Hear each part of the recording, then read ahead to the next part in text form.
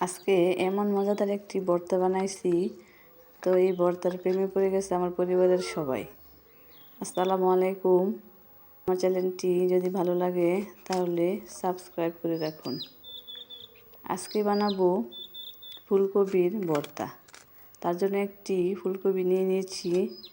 এখন ফুলকপিটাকে কেটে নিচ্ছি।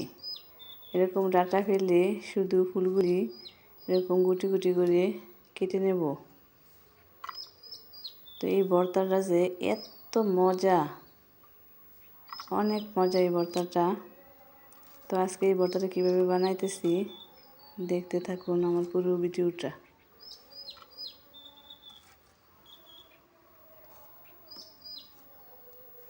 এখন ফুলকপিটা অর্ধেকটুকু কেটে নিয়েছি।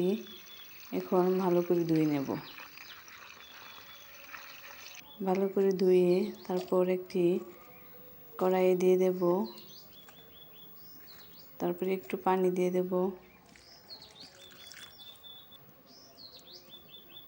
দিয়ে দেব একটু লবণ, একটু হলুদের গুঁড়া। তারপর ডেকে একটি মাটির চুলায় ফুলকপিটাকে ভালো করে সিদ্ধ করে নেব।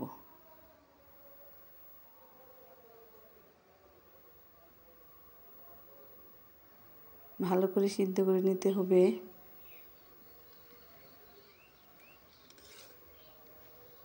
যখন এরকম সিদ্ধ হয়ে যাবে এটাকে শুকিয়ে তারপর নামিয়ে ফেলব।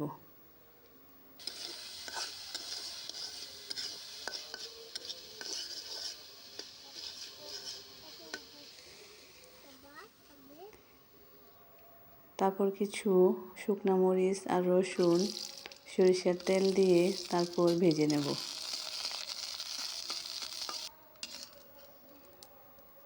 এই ভর্তাটা এত মজা হয়েছিল, আমার পরিবারের সবাই খেয়ে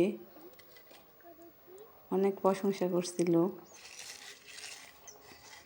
তো এখন আমি শুকনো মরিচগুলির মধ্যে একটু লবণ দিয়ে তারপর ভেঙে নিচ্ছি, সাথে পেঁয়াজ কুচি আর রসুনগুলিও একসাথে মেখে নিচ্ছি। তারপরে সিদ্ধ করে রাখা ফুলকপিগুলি একসাথে ভালো করে সবগুলো মেখে নেব। তারপর দিয়ে দেব সরিষার তেল।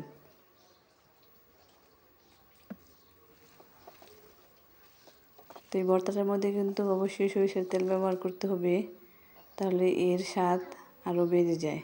হয়ে গেছে অনেক লোভনীয় একটি ভর্তা, ফুলকপির ভর্তা। খেতে কিন্তু অনেক মজা হয়েছিল।